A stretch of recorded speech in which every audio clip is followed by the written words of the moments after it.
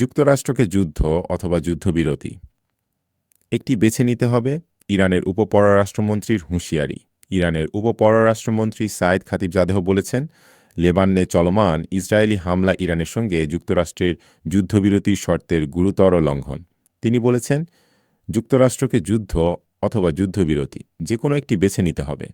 গতকাল বৃহস্পতিবার বিবিসির সঙ্গে আলাপকালে উপপররাষ্ট্রমন্ত্রী সাইদ খাতিবজাদেহ একথা বলেন। লেবাননের স্বাস্থ্য মন্ত্রণালয়ের তথ্যমতে গত বুধবার দেশটিতে ইসরায়েলের ভয়াবহ হামলায় ৩ শতাধিক মানুষ নিহত হয়। এর আগে ওই দিন ইরান ও যুক্তরাষ্ট্রের মধ্যে 2 সপ্তাহের যুদ্ধবিরতির ঘোষণা আসে। এই যুদ্ধবিরতির মধ্যস্থতাকারী পাকিস্তান বলেছে, লেবাননও যুদ্ধবিরতির আওতায় আছে। ইরানও সেটাই বলছে। বিশ্বনেতারা কার্যকর যুদ্ধবিরতির জন্য লেবানন হামলা চালানো বন্ধের আহ্বান জানাচ্ছেন।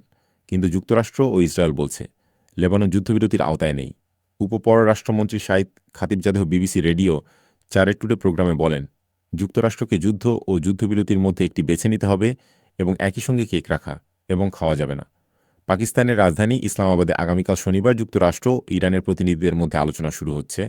তার আগে লেবাননে ইসরায়েলের হামলা চালিয়ে যাওয়া এই আলোচনা নিয়ে সংশয় তৈরি করছে। সূত্র বিবিসি, লেবাননে হামলা চালিয়ে যাচ্ছে ইসরায়েল, লক্ষ্যবস্তু অ্যাম্বুলেন্স। লেবাননের দক্ষিণাঞ্চলে হামলা চালিয়ে যাচ্ছে ইসরায়েল।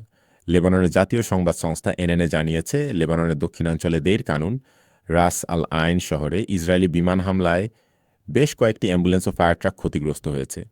ইসরায়েলি সামরিক বাহিনী অভিযোগ করেছে, হিজবুল্লাহ লেবাননের অ্যাম্বুলেন্স সার্ভিস সামরিক উদ্দেশ্যে ব্যবহার করছে। তাই হামলা অ্যাম্বুলেন্সকে লক্ষ্যবস্তু করা হচ্ছে। তবে ইসরায়েল এই অভিযোগের সমর্থনে কোনো প্রমাণ দিতে পারেনি। এদিকে হিজবুল্লাহ উত্তর ইসরায়েলকে ড্রোন এবং ক্ষেপণাস্ত্র দিয়ে হামলা চালিয়েছে বলে দাবি করেছে। ইরানপন্থী সশস্ত্র গোষ্ঠীটি তাদের যোদ্ধারা আজ শুক্রবার ইসরায়েলের উত্তরাঞ্চলের কিরিয়াত শিমোনা এলাকায় ড্রোন হামলা চালিয়েছে। আর মেতুলা, মার্গালিয়তো এবং মিসগাব আমের এলাকায় ক্ষেপণাস্ত্র ছুড়েছে। সূত্র আল জাজিরা।